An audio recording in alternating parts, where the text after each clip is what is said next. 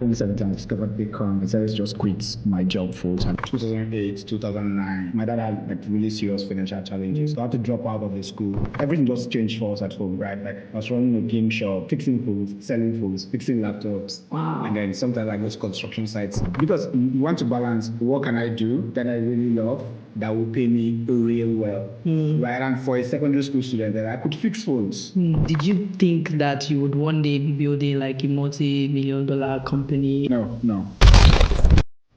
What was the risky part? I mean, the riskiest thing I had done was I was moving with $30,000 cash in CDs to go meet this guy who just came in from Brazil and wanted to sell Bitcoin. I arrived there 7 p.m. and he was like, these hefty guys, smoky. To be honest, I thought I was going to die. I want to talk about fundraising. The investor is not doing you a favor. Some investors, they don't want to make their money. They don't care about the outcome. You go fundraising and you look or sound desperate. Two things are going to happen.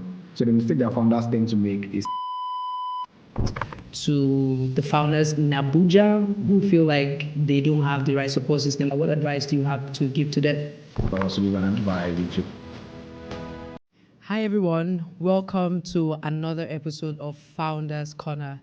So if you're just hearing about Founders Corner for the first time, Founders Corner is literally dedicated to spotlighting the really interesting stories out of the city of Abuja at Founders Friday. So right now, this is a live audience. We have a couple of founders in the room.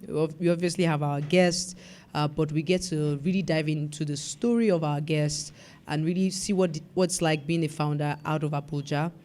So stay tuned and have a great time. So to our amazing guests, just to give a brief background, I remember when I met or heard about Bernard for the first time.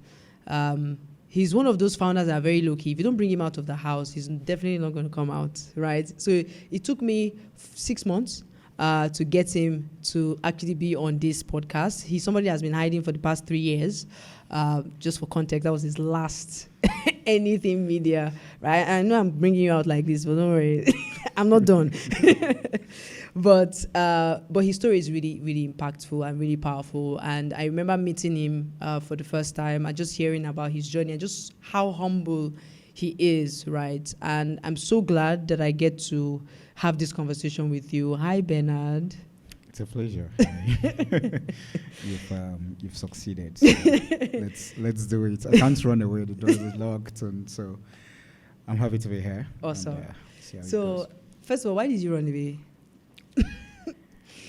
I don't know. I think I'm a recluse, so my social battery is probably maybe I have 7 days in the year to play around with people, and then the rest of the time I just want to be on my own, with my toys and my inner circle. Like I just have a few people I like talking to, and and that's it. I just have a lot of things in my mind all the time, so I'm trying as much as well just to be on my own.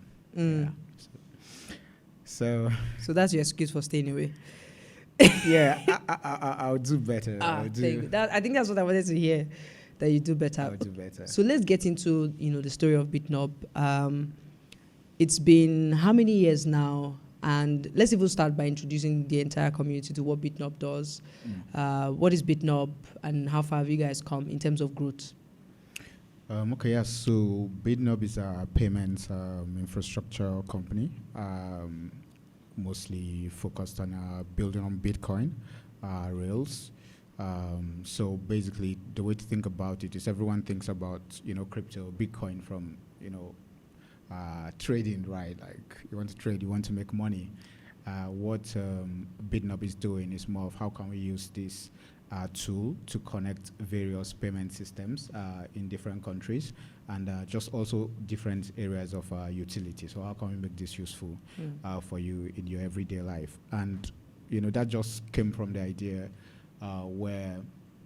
So I had moved to Accra, Ghana in 2013,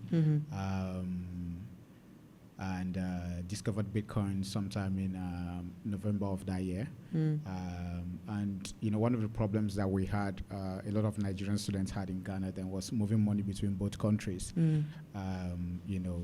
Different events, and I figured out, okay, look, if you give me Naira in Nigeria, I can buy Bitcoin with it, and I'll sell it in Accra and then pay out CDs. So basically, I was like moving money for students, At that Nigerian time. students. At that time, over time, worked on a couple of the earliest exchanges selling like Bitcoin, whatnot. 2017, I decided to just quit my job full time. So interestingly, I got hired in my first year, to work on a government project in Ghana. So pretty much was already spending more time working in school. Then 2017, I pretty much just quit to focus on just working on Bitcoin alone. So now that you brought that up, I'm curious, right? When you look back to when you were a child, right, did you think that you would one day be building like a multi-million-dollar company, like become a founder? What was your aspiration at that time? What were the struggles you had with your parents? Because that's really I was a really stubborn guy. I was a really stubborn guy. My mom used to beg me not to kill her. I think as a child, when I connect my childhood to, what I'm doing right now, I see a lot of connections. So I was pretty stubborn. I had ideas about how I wanted to do things. I questioned everything and questioned everyone, So my dreams really were I just wanted to build stuff. Like I was fascinated by computers. I was just fascinated by just seeing like there's nothing here, and then like the next day like I've put something together. So I was always just spending my time alone. But then on the other side, the only thing that like mixed me with people was either sports. I played a lot of football and debate. So I used to be like a debate champion around that time. So those were like just the two things. But then 90% of the time was spent reading books or whatnot. And this was in what, Jos? Yeah, I grew up in Jos. I grew up in Jos. So Jos is just rocky. Like all that is cool. Like you read. So well, apart from the crisis, but yeah, it's cool. Yeah. That's a story for another day. So when you were like in secondary school at that time, and you were thinking about what you wanted to do, because they'll ask you so that you can pick science or arts, were you very clear? Did you have that level of clarity? I wanted to be an author. I was reading a lot of Chinua Achebe. I was reading a lot of Chinua Achebe. My mom had a lot of Daniel Steele, Nora Roberts, Chase Hadley, John Grisham, pretty much. You still even remember the names? Yes, and then I read a lot of newspapers. Like for a child, like I was just the random guy always going to take newspapers from this old man, and I'm sitting with them and reading it. So I always thought I was going to end up being an author or a journalist. Like, wow. Worlds apart. Yeah, worlds apart, really. Yeah. So where did that transition happen? So that means you chose like the art class. No, I didn't choose an art class. So the transition it's interesting because there's what you want to do, and then there's what you find yourself doing a lot of. I noticed I was extremely ambitious as well. So, for example, in secondary school, I was a JSS1 student, but I spent most of my time with like SS3 boys. Like, like my mates are not my mates, and so you wouldn't really find me doing a lot of things with my mates. So found that ambition. And through that, I got to learn a lot of things ahead of time, right? So when mobile phones were becoming a thing, I remember like around 2006, 2007, like when we're having some of the first smart phones. Then some of you will remember things like Sony Ericsson K300, those Android phones and stuff. So I found that it was really easy for me to configure them. And then whenever we had computer science classes, I was always like top of the class. I didn't even need to struggle. Right? Wait, when you say configure, explain. You break the phone apart. Of course, like even if it was illegal, like they can't sue me now. It's too late. Like in law, there's something that like I forgot what it's called, but like after some time, like Well, yeah, like pretty much the free browsing hacks, the free browsing hacks, and yeah, just a lot of that, fixing phones, flipping phones, and whatnot. So I was just really good with computers. Like it just yeah. So throughout school, I was pretty much like always just stopping anything that has to do with computers, physics. I hated math, but like somehow I was always like, it was so naturally like they just, everybody thinks you're smart and they say just go and do science, like just go and do science. Like what? If I was left on my own, I probably would have joined the commercials, and because they used to call me to come and like, so in GSS 3 I was called to SS2 to tell them about like Nigeria's history, like I was to talk about Nigeria's history, all of the head of states, because the government students, none of them could do that. So it seems like you were versatile. yeah, I think Like I think I'm a function in- versatile person. I think I'm like extremely curious. Like I'm extremely curious. So that happened all through secondary school, and then that moment in WAEC, you know, where you had, and JAM, where you had to pick like a course of study, were you very clear, okay, I'm going to study computer science? yeah, towards that part. But then you And to be dropped honest, out. So what happened? Yeah. So, you know, at a point in time, you start looking for money too.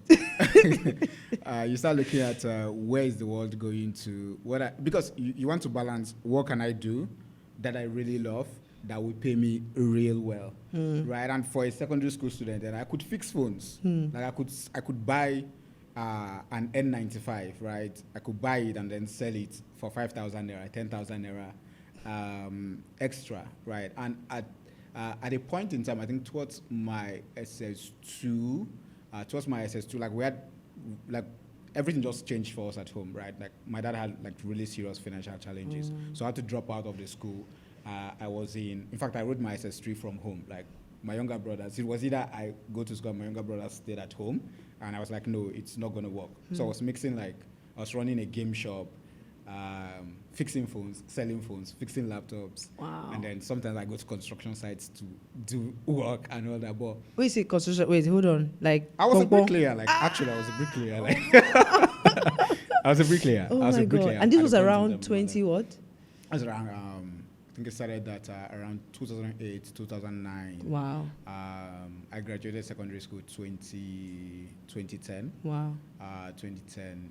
Then went to University of Abuja. Yeah. I didn't even want to go to school at that point. Like, because so the funny thing is, when I was in secondary school, I always thought the only school that deserved me was like MIT. Like, and then when that thing happened, like I couldn't survive it, so I'm like almost like I can't even survive. I can't even do it. So let me forget about MIT and all that. So let me just figure out something else. Oh my god. In life. So just pre-med. You know, my dad wanted me to be a doctor. My dad is a nurse. And I just felt like, okay, maybe the doctors look down on the nurses, so he just wants to have his own pound of flesh. So I should go be a doctor. So when I told him it's computer science I wanted to do, he was like, no, he doesn't want his son to run a cyber cafe. Wow. Yeah, I mean, in fairness, most people were running cyber cafes then, or business centers if you did computer science. Yeah. So 2011 or so, I just dropped out. Like, because even on campus, I was now doing projects for computer science students. Oh. So it didn't make sense. It didn't make sense. So one day, he was in Jos. He went for a weekend, and then one day I just looked at the whole school. I looked at everybody. I'm like, I'm not doing this. So I left Abuja around 5 p.m. or so. 11 p.m. I was in Jos. Oh wow. I was knocked on the door. Who is here? I'm the one. What happened? Nothing. I told my mom, I'm done with school. I'm not. Are you guys not supposed to start exam on Monday? I'm like, no, I'm done with the school. I'm not gonna do it. So I mean, your father did not flog you. Like what? What did he do when you came back home? To be honest, I was And really you're the stubborn. first I had gotten to a point where if you flog me, you're just wasting your time. Like I won't cry, I won't flinch. Like so, all he did was like, yeah, you drop out on your own. Like nobody's gonna send you to school again or do whatever. So I worked for 2 years. I went back to construction, worked for 2 years, did a lot of gigs. I still continued my computer stuff. And then 2013, my mom was like, okay, I have this friend in Ghana, like just go over there and just go figure out what you want to do. So Why did she send you all the way to Ghana? Was it like there was prospects? Why not anywhere in Nigeria? So it's interesting because even when I wrote JAMB again, I got like I was scoring like 266. I'll go like post UM, I'll get score like 80, 90. And I was even getting admission. I was like, I'm not even going to write in Nigeria again. Like they don't know what they're doing if I'm not getting admission with those like. So I go to a school and maybe cut off mark for medical is like 250, right? And I'll pretty much just wake up, do all these tough science courses, hit like 266, like just go to the post UME. I'm not even stressing myself to complete it, and I'm like hitting maybe 80, 90. It wasn't happening. She's just like, no, like something is wrong with this country. Like, just go somewhere where to work for you. So that was how I just moved to. So I want before we get into like the world of Ghana, around that time when you were doing fixing phones and the bricklaying work, I mean, you still had the ambition for MIT. So how did you keep yourself centered, even in the midst of like, it did not look like it? I think it was a thing of just taking it a day at a time, and then so what I do and I still do today is I break my life in 5-year circles, and then I try to do everything for those 5-year circles in 3 years. So I try to visualize where I'm at. So I figured out if I wanted to do MIT, I needed to take a different path to get there. Like if I wanted to go to MIT today, at least I can afford to, right? Like no wahala. So I needed to figure out there's time. So if it's not working, what's my next option? And it just looked like I just needed to keep getting better and better. So anything I was doing, I just wanted to make sure, I did it real good. And everything compounds, like it compounds. So that was just my thing. So at that time, were you working for someone? Were you in a shop? How were you doing in the Ghana? fix? No. In Nigeria, when you were doing the fixing phones. Oh no. So how would people come meet you to fix their phones and pay you? It was mostly a community thing. Like I think because it was a thing of trust. Like if you go to Bernard, like he will fix it for you. And if I couldn't fix it, I knew people who would fix it. Okay. But the thing is, people used to always fight with people who fix their phones. Like the guy goes, you go to change your flex, and the guy comes back and tells you that it's your screen because when they were fixing it, they messed up your screen. So now you have to do it. Or in some cases, they have a worst phone, they move some parts into your own, do abracadabra, and they're like your phone. So you've trust exposed was them. like, yeah. So that trust was like a key thing. So it was mostly going to other people's shops to help fix, and then in the game center where I was running for a friend, like we had all of those tools as well. So if I could fix, then we'll just fix it there as well. Yeah. Amazing. So around this time, your mom is like, okay, go meet my friend in Ghana. When you were going, what was going through your mind? Were you like my world is coming to an end, like I'm writing jam? No. Or you were very ambitious. I liked that Azonto song, so I really wanted to see what the Ghana was like, to be honest. You were looking forward to. Yeah, and like I'm a very curious person, so like changing locations or whatever has never been a problem. So I was really just excited to go. Like, forget I'll go. I just go do my did you have like clarity? Do you have clarity on like which school you're going to go to, or you were just going to go there and then figure life out?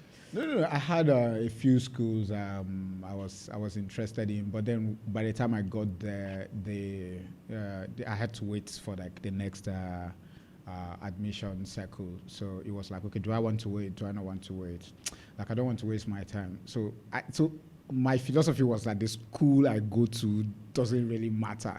I felt it was like a me thing. Like so the thing about school is that I'm not the most serious student in class. I always sit. I'm like probably one of the smallest, but I always sit in the owner's corner, like at the back. So I just like that vibe of being around other people who are learning.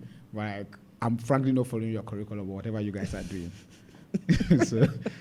So around this time, people are already meeting you to do like that transaction for them. Yeah. So how did you even get into the world of Bitcoin? I mean, you're one of the early peoples. If I'd known, I would have bought too. So it was interesting because as I was learning computers as well, I was really interested in computer security, which was like hacking. So everybody wanted to be a hacker and stuff. But I mean, I understood computers like fundamentally, like from like how they really work, how they are made, how like chips are made, like all of those things. I was really fascinated by them. I used to spend my time on like tools like there was this thing they call like Backtrack, Ubuntu Backtrack. Then it was good for like penetration testing. Like you could test this website, you could break this website, you could do this and that. I was really, really, really fascinated with things like that. So I was always seeing the news, right? So I think I saw the news of the arrest of Ross Ulrich, founder of Silk Road, which was like a marketplace on the dark web. So I saw it, and like they were talking about like they were using Bitcoin, they were doing this and everything. Like Bitcoin is a decentralized currency and whatnot. Like it's okay, the government can't stop it. I'm like, okay, sign me up, right? Like sign me up, right? So of course I went to read more about it, started reading more about it. And I'm like, okay, if this really works, then this could be really cool. Because I mean, I knew of other digital currencies earlier. So Liberty Reserve, for example, anyone who did Forex like back in the day, or if you're looking for money online, you would have come across Liberty Reserve, right? If you're doing affiliate marketing, all these things, buy Liberty Reserve. We still have web money, perfect money till today. So some of them are very old here. They've used e-gold and all, and all of those things. So when I just saw it was this like really interesting thing. Just dug deeper into it. Started talking about it, and I found out that one of my classmates, like this guy, like, was having a lot of Bitcoin already and stuff. So asked him how I can set up a wallet. He showed me I set up a wallet and everything, and like just playfully from there, like. So like when you did that first setup, like, did you know the capacity? Did you know what you were holding on to, or you were just no. I just wanted to learn how to make money with it. Like it was just. So when did you even know you could even help with like cross-border payment at that time? In 2015, so I had some of my fees in my, I think, UBA account or so. And then I kept using my UBA ATM card in Ghana, and I went to the bank for like a month, and I couldn't withdraw any money. Turns out that when Buhari and MFLA had stopped international transactions with your card. So if you traveled out of Nigeria, you couldn't use your card. So I couldn't move any money. Then what happened was, one of my guys was like, "But you do Bitcoin and just do P2P and like get the money over." And that was like the light bulb moment, right? Like, make a bank transfer to someone in Nigeria who is selling Bitcoin P2P. What happens? You get your Bitcoin, and then you can sell it to someone in Ghana, Bitcoin P2P, and then you get your money there. So I pretty much, that was how I moved that's how I moved the money. To be honest, I didn't pay that particular school fees. I just went and paid it recently. So, yeah. So you did that first transaction for yourself. For myself, yeah. And then you figured out that there are other people that wanted the same. Yeah. And that was how you started. It's the hustle, yeah. It's the hustle. There were a lot of Nigerians, like some schools were like dedicated to Nigerians. Like, wow. It was just like there was All Nations University. Like it was just Nigerians everywhere. So did the word spread, or you actually went ahead to do marketing to say that you can do that? Which marketing? The word spread. Like the word just spread. So did you go on? Because some people are now layering on me. Like, okay, I have somebody who can do this. Okay, I'll do it for you. Right? And then they call me like, "Guy, I want to do this." And I do. So they add their markup. So a lot of people are now just layering on me and doing their own thing. But I was just... You were like the API. Sort of, yeah. So tell me about like that entire thing. So was it like you built like a code, like you did like... No. It was just like there was this popular wallet called Blockchain Wallet. I don't think it's the most popular right now, but like Blockchain Wallet was like what we were all using then. But then the rest of it was mostly like WhatsApp, Telegram, P2P, groups. It was mostly just WhatsApp P2P groups. So all this was happening, and then you graduated. So I mean, I'm not a grad boy. Yeah, I tried. I tried. You still did not finish this one. I think so. I'm trying to sort that out. So. Oh my God. Okay, so now you're like the baller. You're balling in Ghana, basically. I'm not balling. No, you were balling. You were balling in Ghana. You were making Bitcoin money. I mean, Bitcoin did not blow like that. Yeah, but you're making big but it was money. risky as well. I mean, it was risky. What was the risky part? I mean, the riskiest thing I had done was I was moving with, I think it was around $30,000 cash in CDs to go meet this guy who just came in from Brazil and wanted to sell Bitcoin. I don't know him. I had never met him. He gave me this obscure area I had never been to. And I arrived there 7 p.m. He describes the house to me. I go with my bag of money and I go into a studio like this. And it was like these hefty guys smoking. What? This is not a movie, right? For real. Real. Like the guy is still alive, like slim. He's still alive. And yeah, I'm like, yeah, I mean, the death of one is the chase of money. Like I was just chasing money. I'm not going to die. No one even knows where I'm at. So. Yeah, it was, to be honest, yeah, I thought I was going to die. Like I had pictured it, like they were going to seize the money. They'll kill me. They'll bury me. No one will know. I had already seen them cutting my organs and whatnot. So. Yeah, well, it was, because normally the rule was, let's meet in a public place. Let's meet. We used to meet in Accra Mall. Like, let's meet in a public place and do it. But the deal was so good. The guy sounded so desperate. Like, but maybe a part of it was because someone told him to talk to me. He could trust me. So. But why were you dealing in cash, though? I mean, could you do transfer? Or is it because of the amount? Yeah, I think it was because of the amount. Okay. It was because of the amount. You obviously lived to see another day. Because you are here today, right? Yeah, I survived just. So you survived. I can survive anything, yeah.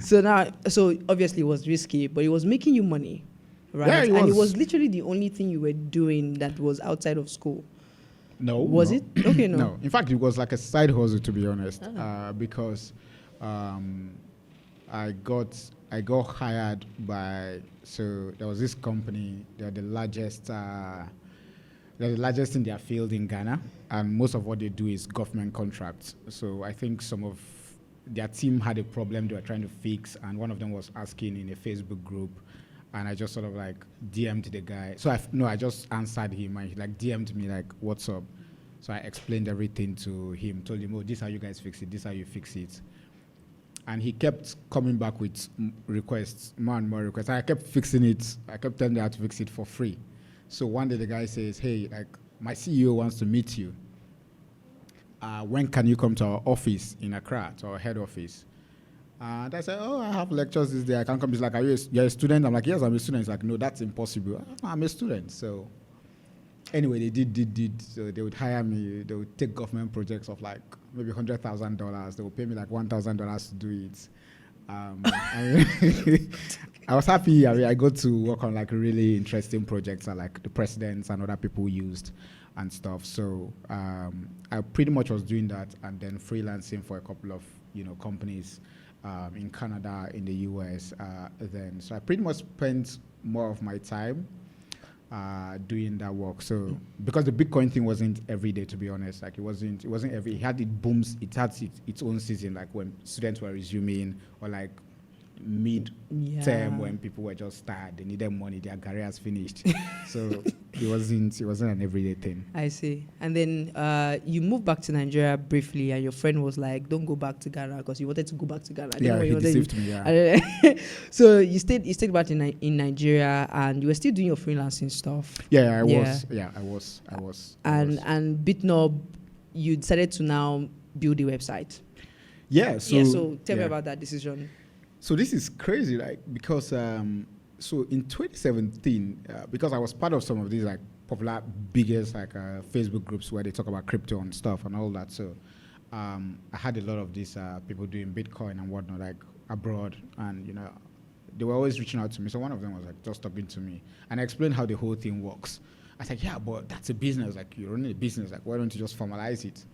So I told my friend, my housemate then, and he was like, yeah, it seems fine. I'm like, I'm not ready to run a business right now, but I'll put up a website since I already do this anyway. So what should we call it? So we started thinking of names. So one day we were just heading home, and I'm like, but I'm seeing, so we're talking about some of these like fraud boys using Bitcoin and stuff, and I was just, but then like because I was telling, should we stop? Like, there are fraud boys using it. Like, we're using it too. Should we stop? Like, will everyone associate us with the same thing? And, I was like, no, since we use it for something good, we just say, like, Bitcoin is no bull. So that was like God. Bitnob, right? So we just checked the Noble domain. Bitcoin. Yeah, so Bitcoin is noble. We just checked the God. domain and then bought it. Nice. Put up a simple website, but wasn't really doing anything serious with it. And then came back to Nigeria. But I was working for a US hedge fund. Then I was like building their crypto trading portfolio management, their trading bots, and a couple of things. So, and then that was when, I went to visit my friend. And that's actually, I told him that, like, I'm trying to work on this idea, like, and stuff. So does he think he will fund it? He will help me, like, let's do it together. So, yeah, he shall deceived me to stay in Nigeria. But yeah, I stayed there. We worked on another startup. For 2 years. We were supposed to launch early 2020. And then I just told the team I wasn't interested. Like, I don't think it will work. I think I want to chase that Bitnob idea. Like, I think that's like my heart. I can work on that for 50 years. I can't work on this other startup for this amount of time. And yeah, pretty much shut down everything. And then we picked Just up the zoned. idea. Yeah, we picked up the idea again. Yeah. But there was a point where you had to like leave every single thing that you were doing, and that was the point I decided to leave every single thing I was doing. But to be honest, I think I tried to cheat down the road. Like 2 months in, I tried to cheat. I figured out I would need a shit ton of money to do some of these things. Liquidity issue? Yeah, Okay. in a way. So, so I'm like, okay. I think there are some things I can do real well. So I'll just get like a side job or something, or I'll get a job and then we'll still be building it that way. So I applied to Paystack for a technical product like manager. I'd done everything, like got into there. Like I was just supposed to meet one person and then they're like, no, we can't go. I'm like, we don't know who you're losing anyways. And interestingly, like today, Shola is like one of the closest people to me. Right? So I'm like, okay, any which way, like we get to do things together. So basically, we decided to like really focus on the idea. So then fast forward to today, right?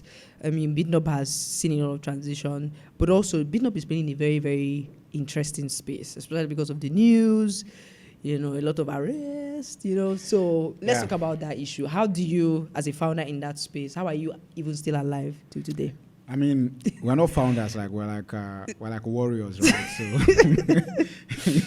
it's like a war zone. Like there's no prestige. Like you're not in TechCrunch. You're not here. You're just trying to survive every day. The way I describe it is you have to go to bed with like an automatic gun every night because like.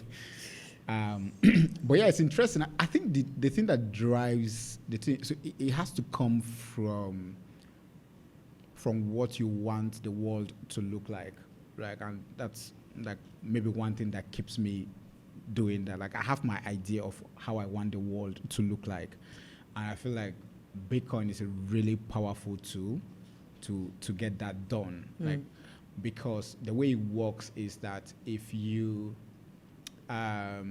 so your money is a really powerful tool, right? And if the person who is feeding you or controlling your money decides that what you're doing doesn't make sense to them, then the only way is to cut your source of funding, right? Like you remember NSAS and whatnot. You don't even need to go to NSAS. USAID just Sorry? You said USAID. Yeah. They cut us off. Yeah, exactly. And then a lot of funding, a lot right, of projects had to die. Exactly. So it's pretty much like the same thing. So, so that idea of like financial sovereignty was like a really big deal to me because over time, like I evolved from the idea of how can I make money with Bitcoin to like how can I have like a world where like I'm comfortable. Like if I tell this person, hey, this is how this is, I don't agree with you, the person cannot go and shut down my bank account and suddenly I'm like stranded.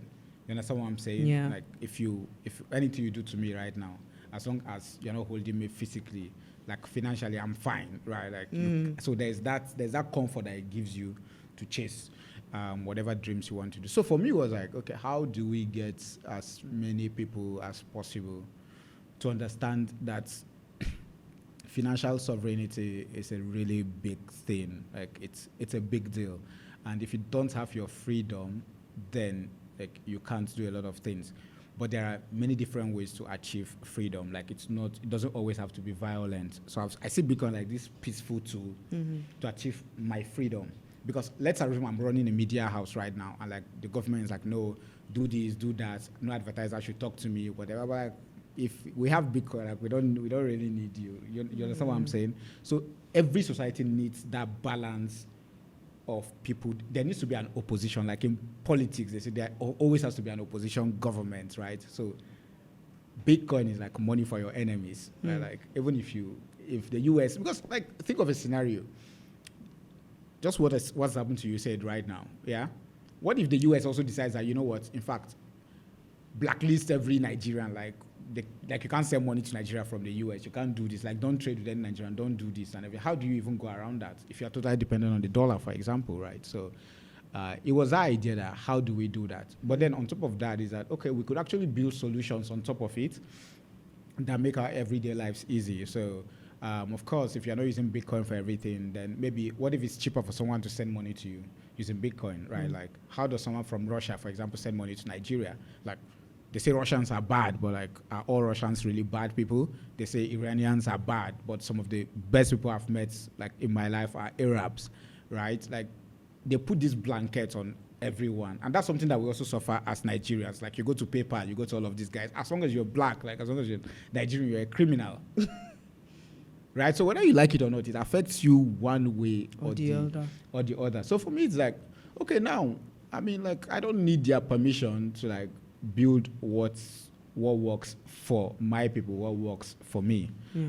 So that has been sort of the driving force, you know, sort of keeping us and just, you know, let's just keep building. We believe we're doing the right thing. We believe that more Africans will come around, and with every event, with NSAS, with USAID right now, with all of these things, we're seeing that like we can't depend on other people. Like we just have to figure out our things ourselves. We have to control our money one way or the other. So, yeah. As we wrap up, we're going to take two questions, right? But I want to talk about fundraising. What got to me that you've not fundraised since that last time? Yeah. So it's one of two things. One is, I mean, that was your seed, right? Yeah, that was your seed round. Yeah. That was your seed round. Yeah. You're able to raise how much? I think we raised around $3.8 million for our seed round. But in total, for pre-seed and seed, we've raised like say $4 million. $4 million. Like VP, that's Ventures platform primarily. Yeah, very good guys. Take money from them. Like if you can take money from them, like, they're good. So why have you not raised since then? Is that you guys don't need money, you're very profitable, or it's just like your own ethos? You came to a realization, or the journey was hard? I know. I mean, it depends on if I'm going to give the political answer or not. Frank, I think no. So it's more of fundraising can be a distraction as well. And to be honest, I won't really. My fundraising wasn't really tough, so I won't say it was the toughest thing. But even just because I think we did our pre-seed in like a couple of weeks, we had raised like around 200K, and then for the $3.7 million, we raised everything like within 2 months or something like that, right? And we could have raised more as well if we wanted to. So it's more a thing of focus. Like what we have is okay for us. We have a very lean team and stuff. We currently process like over $1 billion every year and whatnot. I think it's a case of it needs to make sense for us when we're fundraising. For example, I tell some people if I raise $10 million right now, I don't know what to do with the rest. The thing about raising too much money is that it makes you wasteful, right? So if I raise $10 million, as I'm coming here like this, there are 3 of my PAs that you have to sit and you understand. This is protocol. Yeah, you have to do protocol. But I think it's more about focus on the work. What we had was okay. For us. We're able to take care of ourselves. We can pay ourselves every month. We're not worried about all of that. Like we have excess money sitting. We're cash flow positive and whatnot. So that's probably why not. I might be in the market like maybe soon, just to like add to what we have, or just take on some strategic investors and stuff. But yeah, it's not. Look, in Africa, it's different. Like it's different. What do you mean it's different? It's different because like there's not a lot of capital chasing after you, and some of the people who want to give you money, they're actual devils. Like they'll be the end of your life. So you have to be really maybe careful. we should talk about that.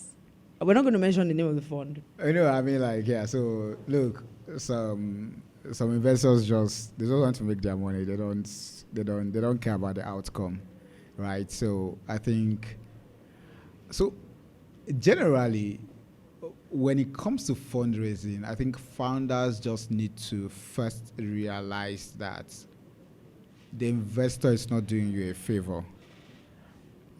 So when you go fundraising and you look or sound desperate, two things are going to happen. Either you pick the wrong investor who's seeing your naivety and knows that, okay, like, I can roll over this person. They have this idea.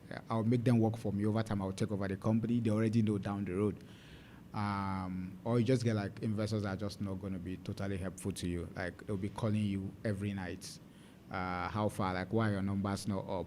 Meanwhile, it's Buhari that is messing up your business and whatnot. So generally, I just think you have to realize that you are the experts in the field, right? Like anybody who decides to be a founder is because there's an idea, or you've been working in a company in that field and you've seen some things that you can fix.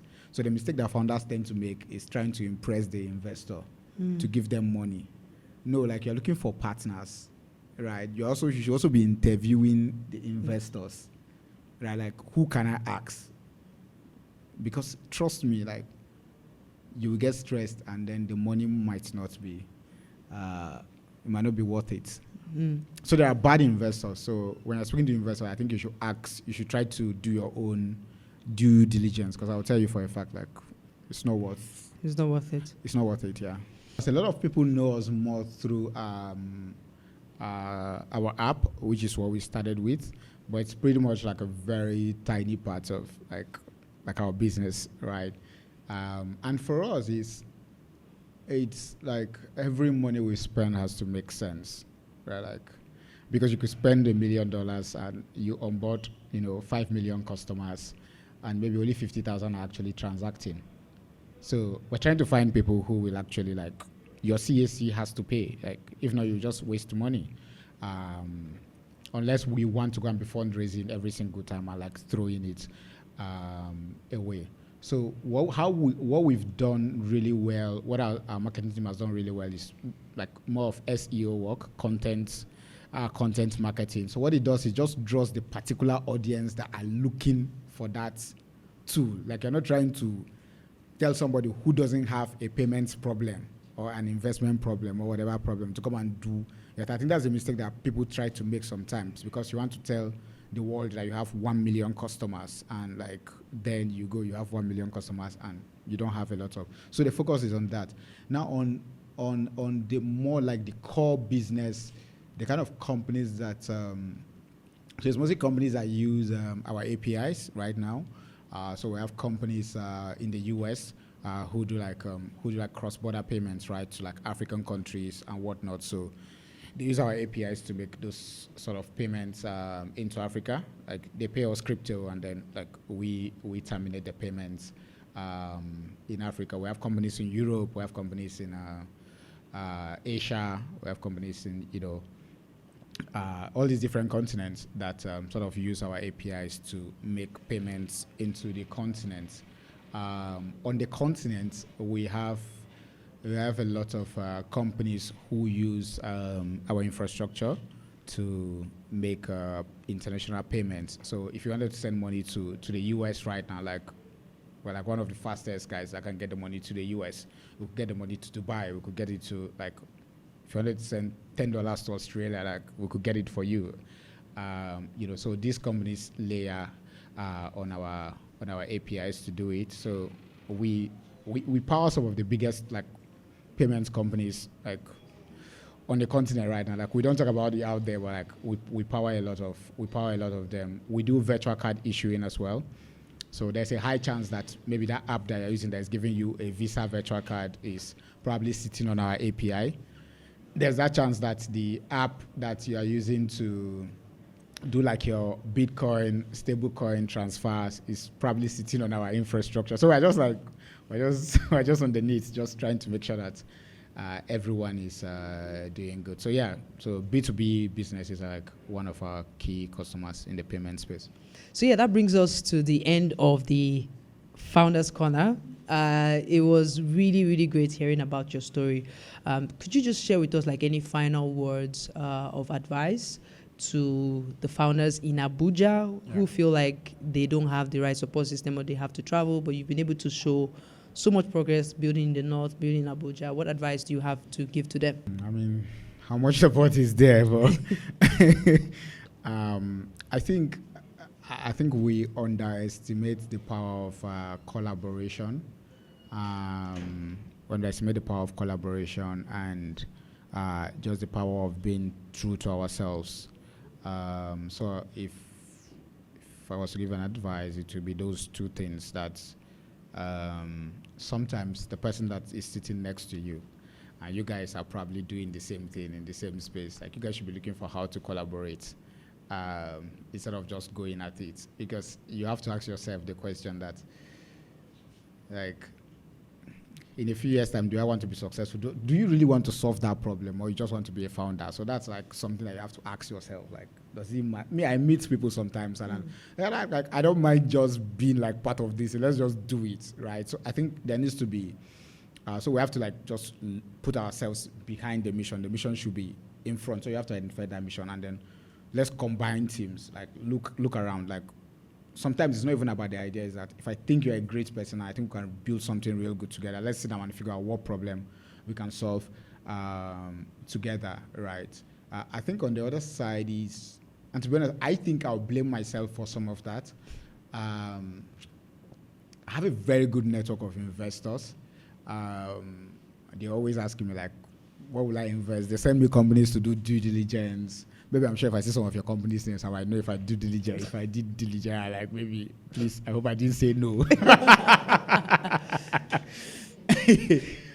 I think one thing the Lagos community has figured out is like looking out for each other when it comes to those things, right? Like, I don't know a lot of our startups here. Again, I'm blaming myself because I'm always just like, in my study working, right? I blame myself. Like, look at how long it took you to get me here. I promise to do better this year. So because that support system actually needs support from people who have the network to help, right? Like, I have a few founders here in Abuja that I try to meet over like dinner, over lunch. Recently, I think last month or so, I don't know if they're here, like I was on a call from like 1 a.m. to 4 a.m. with a team, just like refining their pitch, refining their idea and whatnot. So I think you have to trust that you have it in you, but then you have to have really high standards for yourself. Because personally, like when people reach out to me, okay, can you look at our pitch? Can you do this? I'm like a very blunt person. I'm like, no, guys, see, this doesn't work. But founders always fall in love with the idea. So don't fall in love with the idea. Like, be practical about it. So personally, I'm willing to help more this year, help make introductions. I've found companies that I felt like, oh, these guys are going to win. And I just shoot emails to like 20 different investors. Hey guys, if I was going to invest, I will invest in these guys. And like a lot of them end up getting invested in. So it's a network game, I won't lie to you. Like, it's a network thing. And when one VC invests, they tell the next VC to invest, they tell the next VC to invest and whatnot. So, please just like, let's have really high standards for ourselves and let's just try to be more collaborative. Amazing. Thank you so much. This has been an amazing session. Thank you so much, Bernard. You're welcome. It's a pleasure. I'm sure I can see people writing. You've been writing since. Catchy. I mean, I saw you writing. Right. So thank you so much for being here. That brings us to the end of the Founders Corner for the month of February in Abuja. Thank you all so much. Please put your hand together for our guests. All right.